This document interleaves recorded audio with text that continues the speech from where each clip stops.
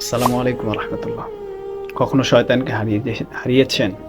একবার হারিয়ে দেখেন, অন্তরে অন্তরে কি পরিমাণে প্রশান্তি পান আপনি।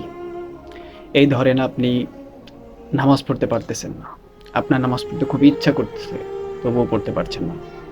আপনার রুজু করতে ইচ্ছা করতেছে, আপনি করতে পারছেন না। আপনার ভালো কাজ করতে ইচ্ছা করছে, তা সত্ত্বেও আপনি ভালো কাজ করতে পারছেন না। এই সব কিছুই একটা শয়তানের ওয়াসওয়াসা, শয়তানের ধোঁকা।